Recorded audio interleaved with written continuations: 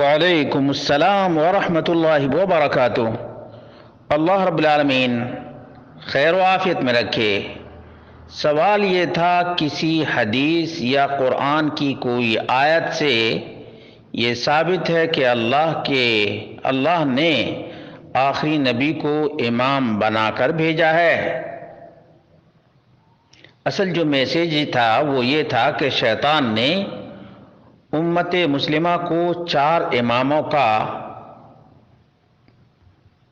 دھوکہ دے کر گمراہ کر دیا، جبکہ اللہ نے اس امت کے بیچ ایک امام الانبیاء کو بھیجا تھا۔ لوگ اس بات کی دلیل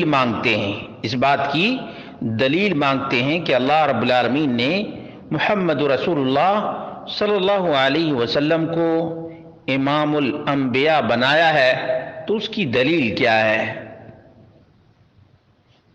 اس کی دلیل یہ ہے کہ ابو ہریرہ رضی اللہ عنہ سے مروی ہے، قال رسول اللہ صلی اللہ علیہ وسلم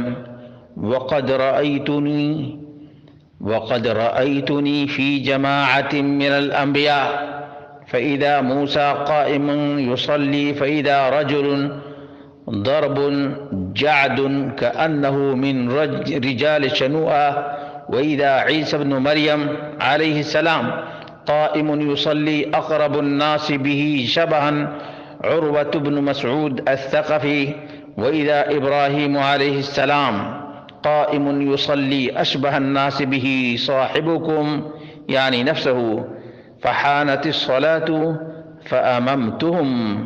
صحیح مسلم 172۔ نبی مکرم صلی اللہ علیہ وسلم نے فرمایا، میں نے اپنے آپ کو انبیاء کی جماعت میں پایا۔ موسیٰ علیہ السلام کو نماز پڑھتے ہوئے دیکھا تو وہ نہایت ہی گھٹے اور گھنگریالے بال والے تھے، شنوءہ کے لوگوں جیسے، اور عیسیٰ علیہ السلام کو دیکھا کہ وہ کھڑے ہو کر نماز ادا کر رہے ہیں۔ تمام لوگوں میں سب سے زیادہ عیسیٰ علیہ السلام کے مشابہ عروہ بن مسعود الثقفی، اور دیکھا کہ ابراہیم علیہ السلام کھڑے ہو کر نماز ادا کر رہے ہیں۔ ان کے سیم ٹو سیم، ہو بہو تمہارے صاحب یعنی محمد رسول اللہ صلی اللہ علیہ وسلم۔ اتنے میں نماز کا وقت ہوا، فَأَمَمْتُهُمْ، تو میں نے ان نبیوں کی امامت